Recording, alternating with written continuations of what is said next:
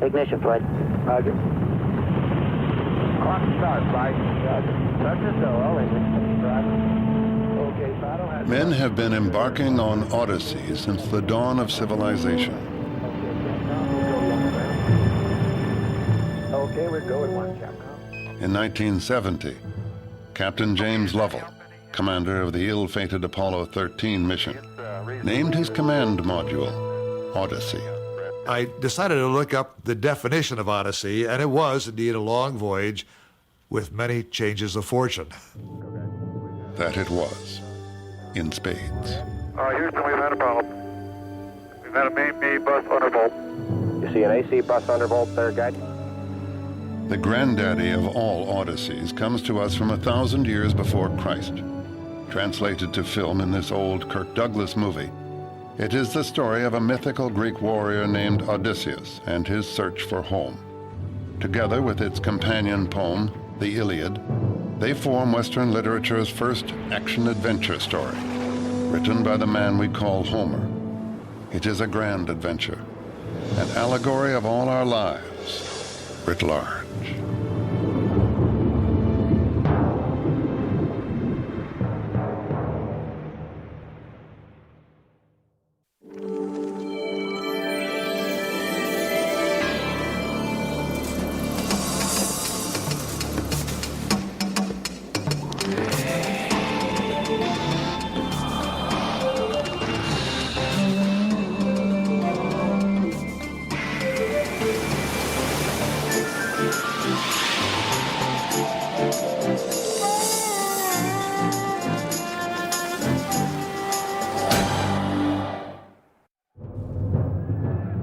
We first meet Odysseus in the Iliad, during one of the most famous wars in history, the Trojan War. We think the actual war happened, if it happened at all, around 1200 BC. It is in the Iliad that we read of Helen of Troy, the face that launched 1,000 ships, and in the Odyssey, the Trojan horse, which taught us to beware of Greeks bearing gifts, or gifts bearing Greeks. The warriors of the Iliad have left a legacy from the sublime to the ridiculous. Achilles can be found in medical books. Ajax is on every supermarket shelf. Names and images that have survived 3,000 years. These are the first stories we have in the West.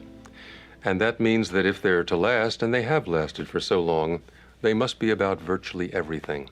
Every time you pick up one of those stories, you're on the edge of talking about something archetypal, something that's always with us, something that's wonderfully generalized. The Iliad focuses on the archetype of one sort of hero, Achilles. Powerful, straightforward, and terrifying, the professional soldier. It tells of Achilles' great hubris, or pride, his destructive rage when that pride is injured, and finally his death at the hands of Paris. The most complex hero of the Iliad goes on to star in the Odyssey. Odysseus, whom the Romans called Ulysses, was a different kind of hero. Odysseus was a draftee, brave, bold, a liar, and very, very human. You may remember that James Joyce wrote his great work, Ulysses, based on Homer, and when he was asked why he did it, he said it was because Ulysses was the only complete man in literature. He said that the other great figures in literature are not complete. Hamlet was not a complete man, nor any of the other figures who play a leading role in literature. But in Ulysses, we see the person who was canny, courageous, devious, full of love and hate, and ready to face all challenges. The descendants of Odysseus are legion. We meet them today in action-adventure heroes like Indiana Jones. Odysseus has fought long and hard at Troy on behalf of his ally, King Agamemnon. When that brutal war is over, Odysseus is eager to return to his beloved wife, Penelope, and to reassert himself as the head of the kingdom of Ithaca. The Odyssey is about that return trip. it is also an extended lesson in decorum. The main moral code governing human action in the Odyssey, it is this code of the protection of the stranger, of hospitality, of looking after people who turn up in your country. And it's a system, too. It's a system in which you don't do it just out of pure good-heartedness. Someday you may be in his country, and you expect that he will return all the gifts you've given him. The same basic rules of hospitality persist today, but mostly as the polite conventions of, say, a dinner party. The guest gets fed. In return, he entertains the host. But back when civilization was just beginning to take hold, an offer of a meal could mean the difference between survival and death. If you are going to travel around on an Odyssey, there are no motels you can stop at, and there is the bargain of the give and take of hospitality. So there is the practical aspect of it.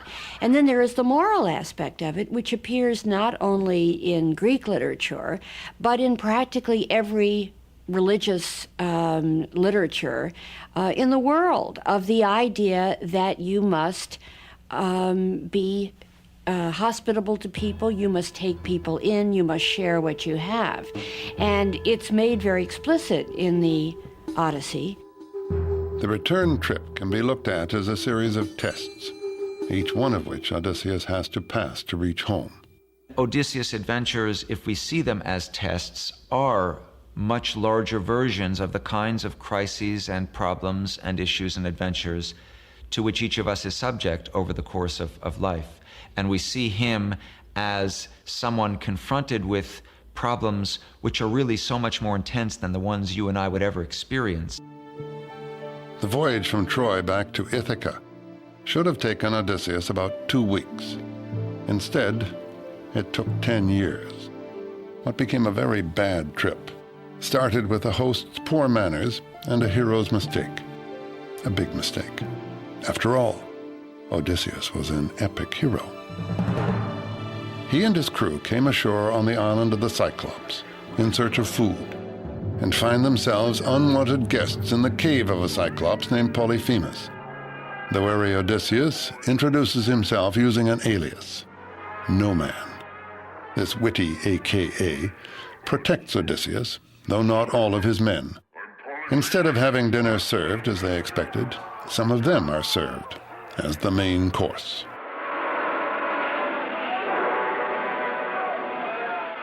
The Odyssey not only contains the basic rule, which is watch out whom you turn from your door, but it is full of marvelous examples of good and bad hosts and good and bad guests. You have the ultimate in bad hosts, who is Polyphemus, who says, why should I bother? I don't feel obligated, which is what a lot of people say today. And so he takes his guests and batters their brains on the floor and eats them. This is a big no-no in the etiquette rules of hospitality. Do not, repeat, not eat your guests. Rules are rules. The giant, having been such a dreadful host, pays dearly for his rude behavior. His payback? A poke in the eye with a sharp stick. Odysseus has triumphed. The Greeks liked this story for a number of reasons. First of all, it pitted a wily, clever Greek against a monster who was bigger and stronger, and yet the Greek wins out over him because he's so intelligent. When initially Polyphemus, having been blinded and running out of his cave in rage and in anger, and in trying to get the guy who did him in, who has told him up to this point, my name is No Man, and it's a play, but Polyphemus doesn't get it. He's too dumb. But Odysseus wouldn't be Odysseus if he chose to be remembered as No Man. And in fact, we wouldn't be sitting here talking about him if that's all he had said.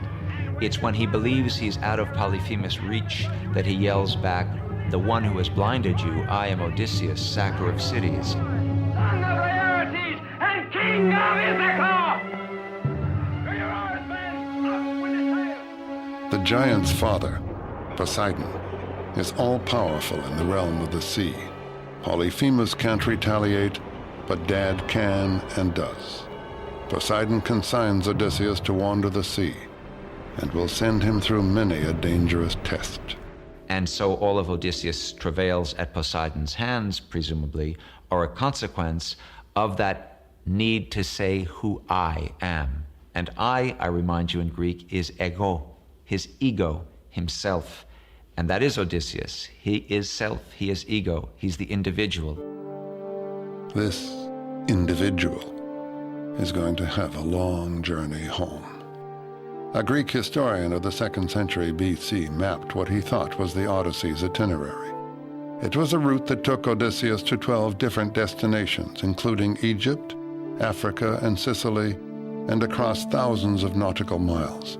Along the way, he would lose each of his ships and all of his men. Some ego trip.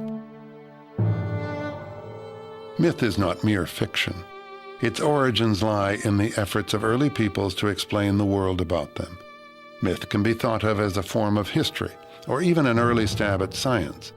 To the ancient Greeks, the supernatural deities who lived on Mount Olympus represented two things: the forces of nature, like water, wind, and air, and the nature of man, his desire, ambition, anger, and jealousy.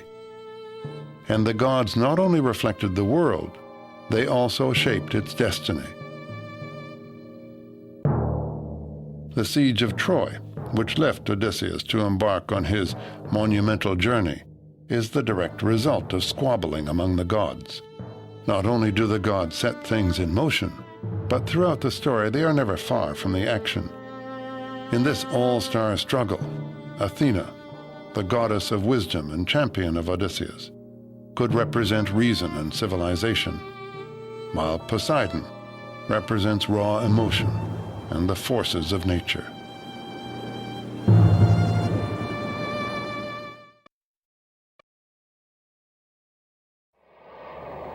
We think of an odyssey as a long trip, a series of wanderings, a journey filled with adventure and hardships.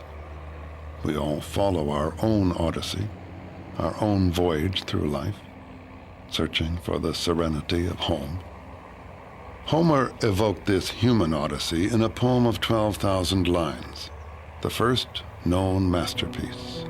Sing to me of the man, Muse, the man of twists and turns, driven time and again off course once he had plundered the hallowed heights of Troy.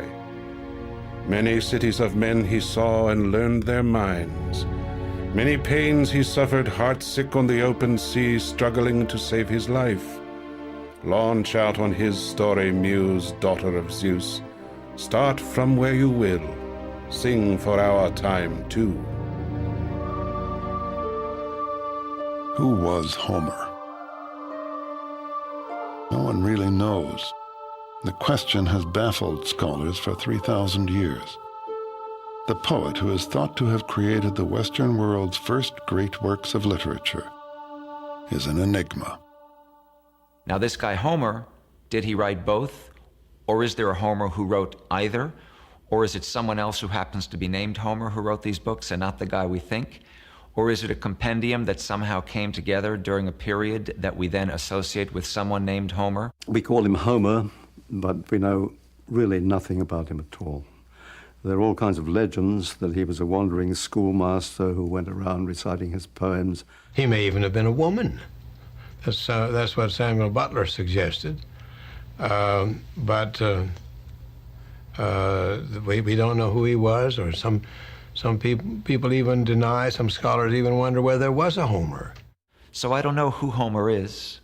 All I know is that I'm entertained magnificently by what he, she, they, or it offer, and that both the light and the heavy aspects of what they offer are an endless source of amusement and amazement to me. Whoever he was, he evoked an heroic age in his works, a time of warrior kings and courageous seafarers, of a civilization rich in gold. Homer's epic poems have given generation after generation of Greek people enduring legends about their past. Of course, it was all myth, or so we thought.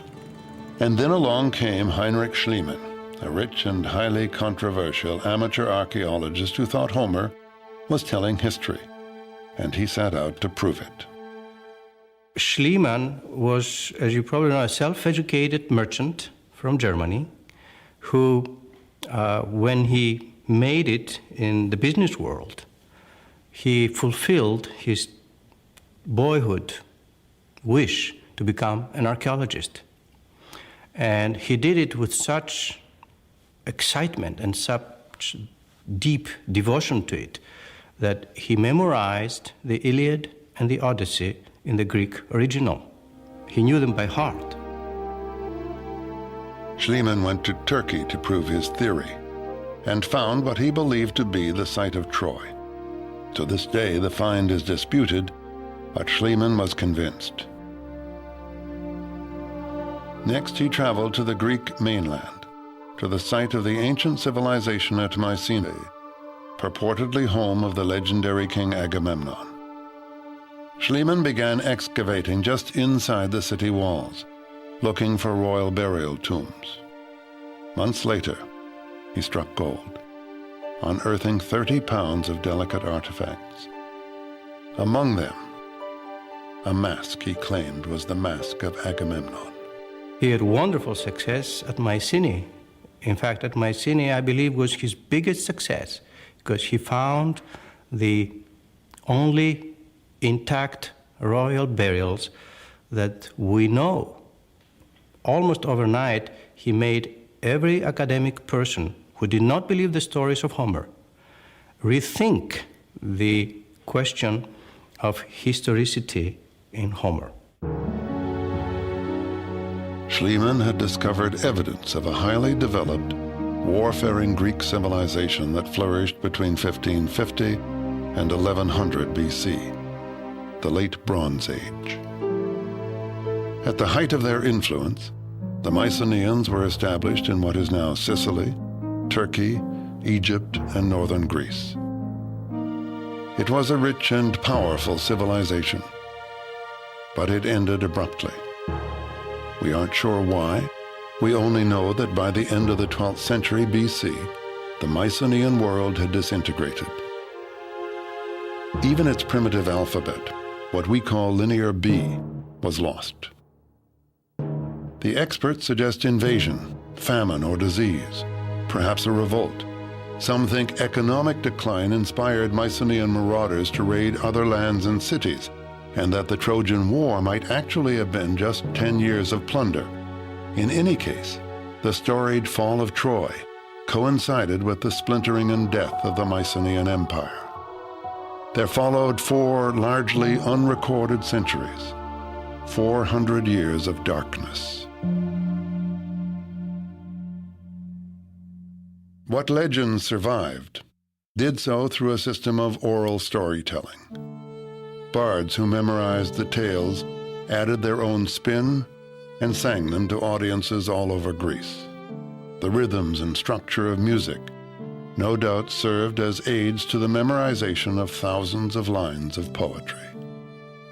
The word is what ties us to the past, and of course, long before there was writing, mothers were talking to their children, and that was the beginning of the oral tradition.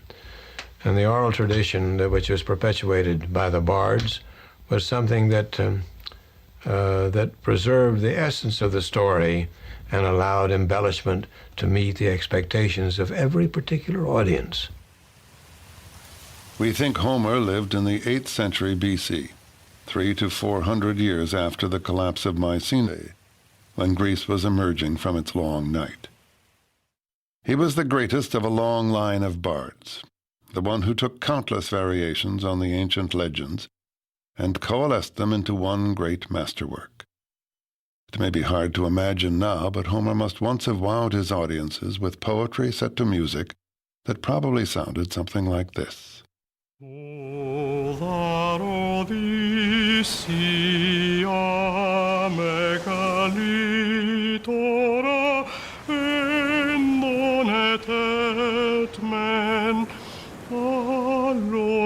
factis klecathemenos en faba. For the next great Greek civilization, the Greece of Socrates and Plato, history began with Homer's poem about a war at Troy.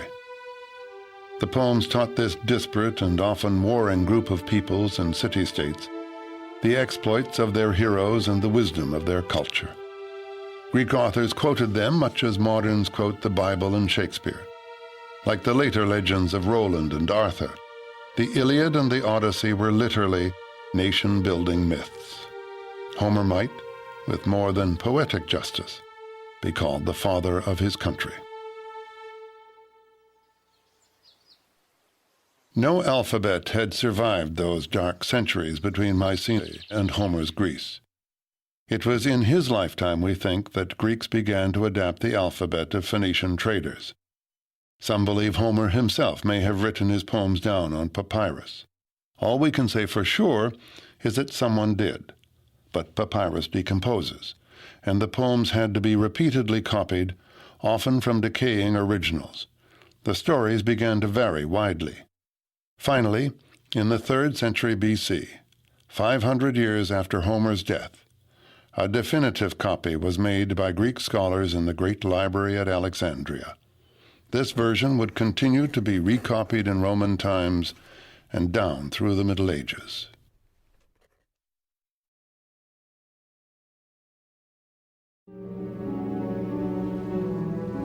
After years at sea, Odysseus wants desperately to get home, but Poseidon keeps him from succeeding.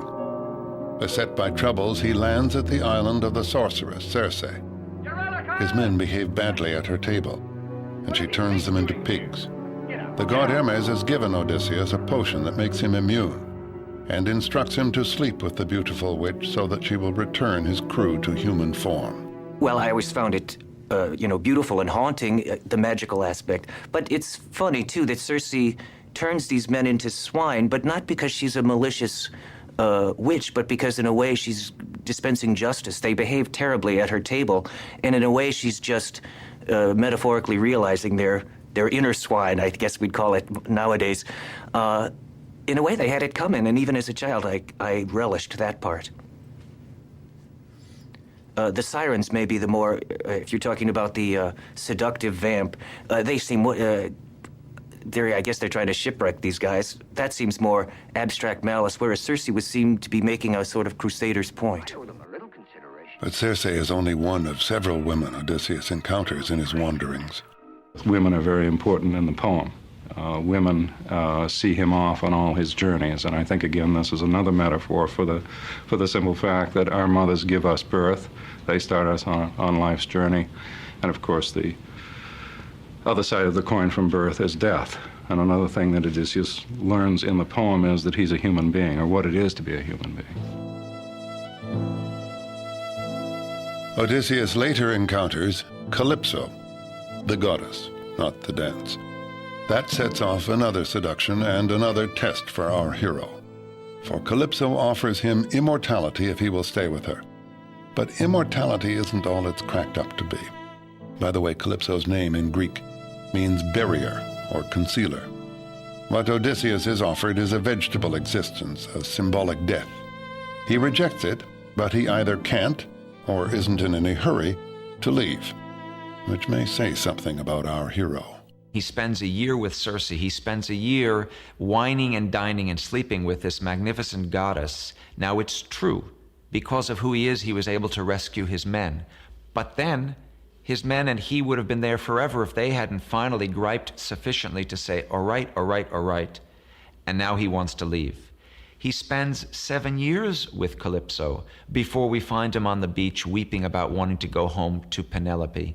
So those are sides of him which I don't find so admirable. I can't say that if I were in his boots, I would do any differently, but I still don't find it admirable.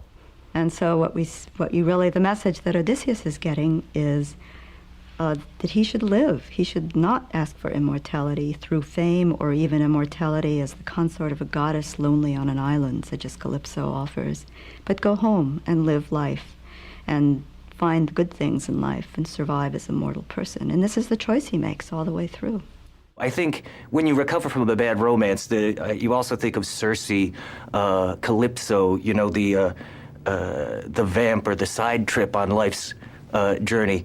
And Penelope's in the background of the Odyssey at all times. She's at the end of the line. But there's a lot of forays and side trips in the Odyssey that makes it surprisingly modern. The Odyssey has been recreated as entertainment countless times. This silent film version was made in 1924, long before anyone thought of a character like Big Bird. During the Middle Ages, the works of Homer survived primarily in the monasteries, but the Renaissance resurrected him, and the first printed editions of Homer appeared in Florence in 1488. Soon they were available all over Europe. He was a hit again. His poetry has been translated from the Greek into every tongue imaginable, and he has inspired more than just the translators. Homer's the beginning of the epic tradition. Without Homer, I guess there would have been a Virgil, but he wouldn't have been as good. There would have been a Dante, but he wouldn't have been as good. There would have been a Milton, but he wouldn't have been as good. And so on, through Keats, through Tennyson, through James Joyce. That's where Homer goes. And that's why a whole literary tradition comes out of him, depends on him, and by the same token is constantly bringing him back into life. More recently, Mark O'Donnell has brought him back to life, if only to get over him. Actually, Homer is the protagonist's homosexual lover in O'Donnell's latest novel.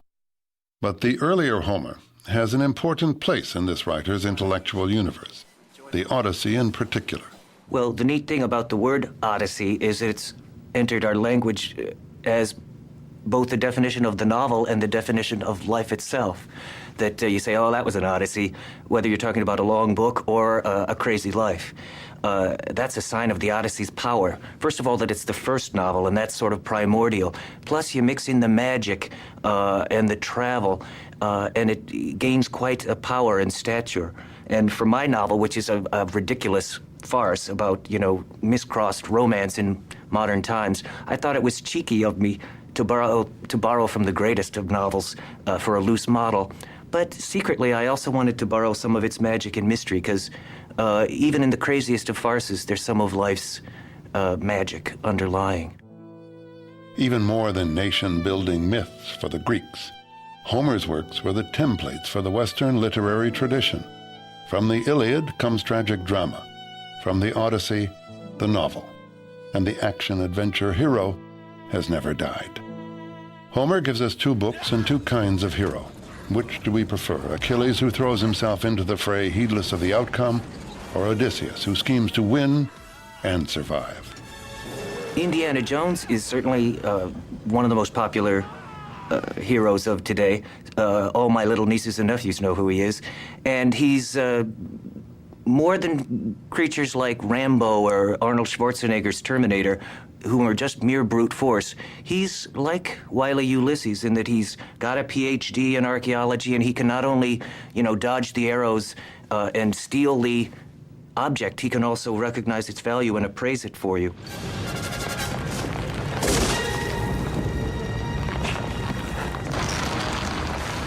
Like Indiana Jones, the heroics of Odysseus are more complicated. He has one other added quality, which is a very fertile intelligence and a willingness to lie in order to get what he wants, which is certainly not part of Achilles, who hates, like the gates of hell, the man who thinks one thing and says another, which is exactly a wonderful description of Odysseus. He's doing this all the time. It is no accident that Odysseus is the great master negotiator and diplomat, because he's really good at not saying what he thinks, but saying what will be useful under the circumstances, for which he got a very bad reputation. Homer had anticipated Machiavelli. Complete honesty may not always be the best policy. People always say, why can't they say what they really mean? Because if you say what you really mean when you have a volatile situation like that, you mean, I'd like to bomb you back to the Stone Age. That's what you really mean. And so instead, you say, artificially, we would like to reach some kind of compromise that we can both live with, so that everybody can continue living. So it is an absolutely essential part of, the city. That's where the Greek word comes from. Civility, civilization, it's all the same thing. I think Odysseus is a hero who can be admired for different reasons at different times. He's a survivor, basically.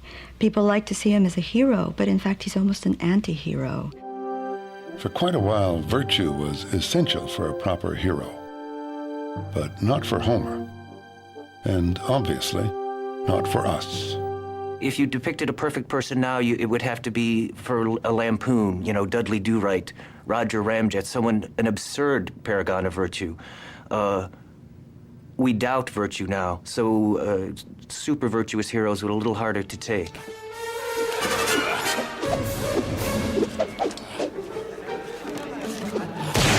Still, we want our heroes to have a moral compass. We want them to try to do right. To do the classy thing. And they occasionally say, what would, Frank Sinatra or St. Augustine do in this case? What would Abe Lincoln do? They talk about a collapse of morals. My idea of a hero is not necessarily vanquishing in battle, but treating everyone with respect and surviving, if nothing else. That's the bottom line. We often regard mere survivors as heroes, and as despairing as that sounds, it certainly is true enough. Homer makes clear his preference between the two sets of heroic virtues. In the end, even Achilles votes for survival. Circe tells Odysseus that he must visit the underworld before he can continue his journey. There he meets Achilles again, a dead Achilles. Achilles is the same tough character he is in the Iliad, no nonsense. He doesn't put up with any guff from anyone. And Odysseus tries to mollify him by saying, look, Achilles, you were honored in life, and here in the underworld, everybody honors you. Achilles looks at him and he says, look, don't praise death to me. I'd rather be the meanest slave on earth than king of the dead. The tales have a purpose. They are not repetitive. They show Odysseus facing a number of different challenges, and as he goes through these tales, in each one of them, he is invited to forget the return home, to forget home, to stop living in a way, to die, to cop out. But he has learned something on these journeys, and I think what he's learned is life with all its suffering is better than anything else. Stay alive.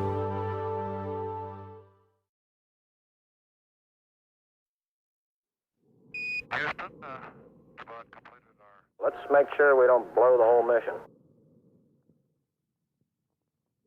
Things were getting colder. We were not getting any sleep. The strain and the stress was slowly gathering on us. Now we're proceeding to... And of course, as we approached the moon, it got to be bigger and bigger and bigger. Going back up the Odyssey. This is my second trip out there now, and not to land was a real trial, a mental trial for me. For Apollo 13, the moon had become a place they had to pass by. Just as in the Odyssey, the adventurers had to pass by the seductive sirens in order to get home. And we looked down at those ancient old craters as we skipped across. There is a tremendous drawing power. Just 60 miles below, we could land and walk on the surface of the moon. The siren song. Odysseus is told to stop up his ears against creatures whose beautiful song lures sailors to their death. He has himself tied to the mast, so he can both listen and resist. The sirens became aware of the sea-swift vessel running by them, wherefore they clearly sang to us their song. Hither, come hither, O much-praised Odysseus. Come to us, O glory of Achaea. Bring your ship to land so you may listen to our voices.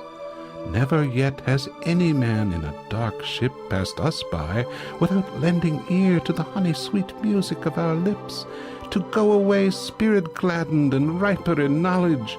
We know all that comes to be on the much-nourishing earth. My heart desired to listen, and I told my companions to free me. They bound me in further bonds and constrained me more. Very similar to the Odyssey and Odysseus, being so close, instead of tied to the mast, we're tied to the spacecraft, our only means of getting home. What the sirens offered is one of the big questions. It's been a conundrum since antiquity. It was a question that the Emperor Tiberius asked his grammarians, and they didn't know how to answer it. We do get part of the answer in the Odyssey. The siren song is given in part, and the literary interpretation is that probably they offered knowledge of what had happened in the past and what would happen in the future. This is a great lure to Odysseus. T-9. Who wouldn't want knowledge? 6, 5, 4, 3, 2, 1, 0. Ignition. Ignition, flight. Roger. Liftoff. Apollo 13's change of fortune meant its crew never reached their destination. Looks good here, flight. Good agreement. Okay, good, Daddy. But like Odysseus, they learned something about themselves. And like Odysseus, they were on the adventure of their lives.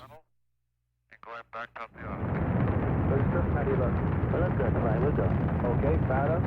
We're go, flight. Looks good here. I think we are all somewhat explorers. I mean, we all have that fascination about doing things, whether it's in our fantasy or whether we actually do things. Guidance. Go, guidance. We've had a hardware restart. I don't know what it was. Okay. Houston, we've had a problem. Okay, Houston. Life would be rather dull if you didn't have some exploration, some adventure, something that you could look back on and say, I really enjoyed that, or I got by it okay, or I never expected that I'd have the courage to do what I did. Odysseus has been years on his journey now, sailing from one ordeal to another, and more to come. Having gotten past the sirens, Odysseus knows his route will take the ship past the deadly whirlpool Charybdis and the many-headed monster Scylla, who lives in a cave above the sea. And between them he must make a choice. Which is the lesser evil? He always has choices. He has the choice of going past Scylla or taking the route of the whirlpool, and he's been told that if he takes the whirlpool, it's most likely that the whole ship will be destroyed, sucked down into this terrible Charybdis. On the other hand, he knows that if he goes past Scylla, he will lose 6 men. So he decides not to tell his men about that, because he realizes that if they knew that 6 of them would die, they would stop rowing in that direction. And he tries to fight Scylla, but she cannot be fought. He has been told that too. And before he even sees her coming, Scylla has taken 6 of his men and is eating them up in the mouth of her cave.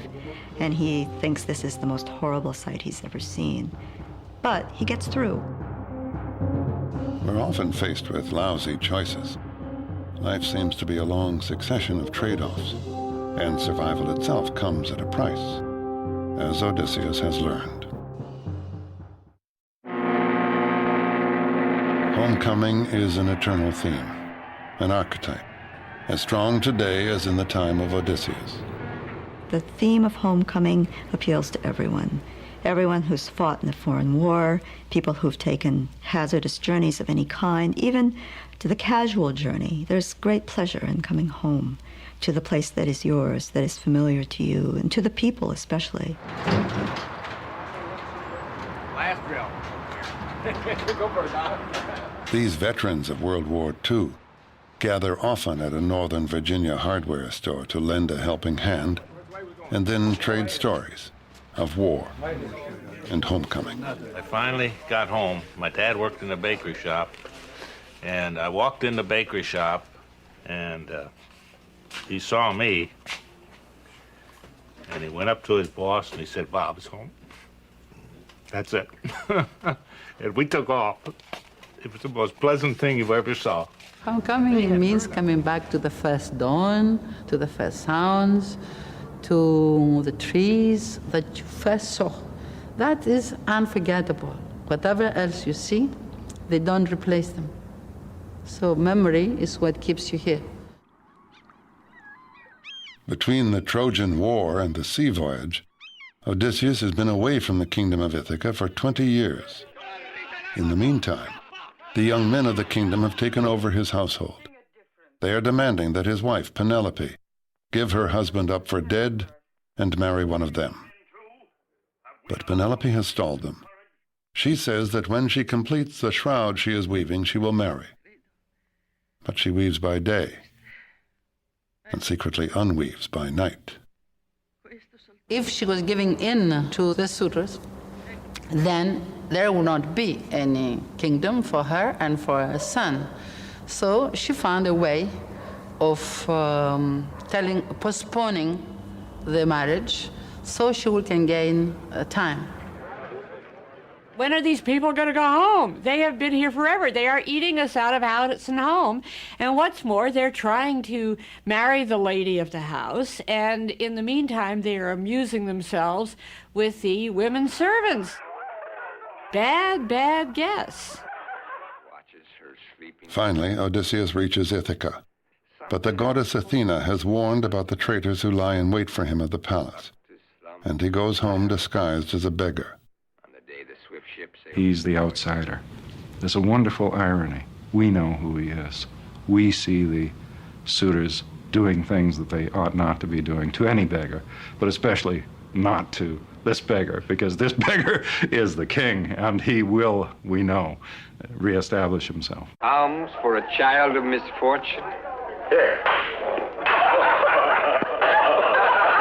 So there's a kind of tension that builds, and we wonder how Odysseus is going to achieve this, because he's all alone, one man against 100+ suitors. How's he going to do this? The queen! The besieged Penelope finally proposes a contest to the suitors.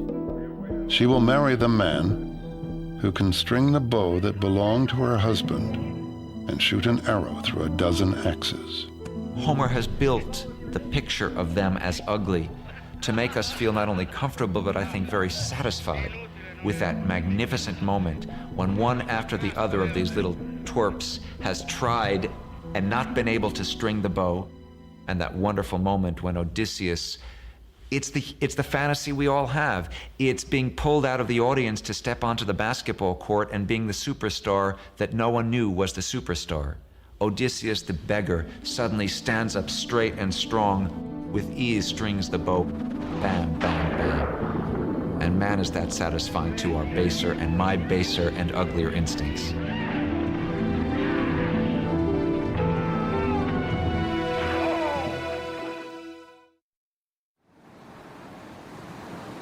The tests are over, at least for now.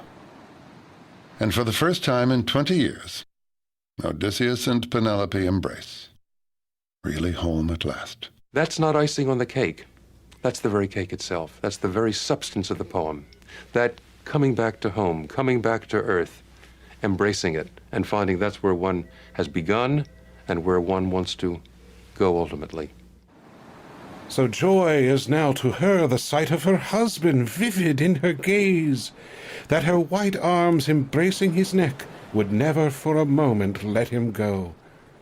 Dawn with her rose-red fingers might have shone upon their tears, if with her glinting eyes Athena had not thought of one more thing. She held back the night, and night lingered long at the western edge of the earth, while in the east she reigned in the dawn. While in the east she reigned in the dawn. But now, if the Odyssey is life, can the still living Odysseus be finished with his struggle? Not quite. After setting his own house in order, he must negotiate a truce between his supporters and the relatives of the suitors he has just slain. And then there's the prophecy. While visiting Hades, he met the ancient seer Tiresias, who prophesied his successful return and said he would then have to leave again. Thereupon, take a well-fitted oar and go on till you arrive at the place of men who do not know the sea, and eat of food that has not been mixed with salt, and where they do not know about ships with purple cheeks, or about well-fitted oars that are the wings of ships. And I will tell you a very plain token. Do not forget it. When you meet a man who mistakes your oar for a winnowing fan, then set your well-fitted oar fast in the earth, and make fine sacrifices to the Lord Poseidon. Then go back home, and sacrifice sacred hecatombs to the immortal gods who possess broad heaven. Far from the sea will death come ever so gently to your person, and slay you when you are worn out with sleek old age, and the people about you will be happy. Throughout the Odyssey, there has been the old philosophical conflict between fate and free will. The gods are stage managers of everything that happens, and yet Odysseus also owes his survival to his own cleverness and pluck. They created the role, but he acted it. The performance was all his. It's a little bit like when we finally arrive, we humans, we die. But what we all want, and what Odysseus above all has, is to be able to say, not only when he gets home, but when he's on his deathbed, man, I lived a life. And that's part of what makes him both such a rich source of entertainment and a kind of inspiration who on the grand scale is what each of us wants to be, even if we can only hope to do it on a smaller scale.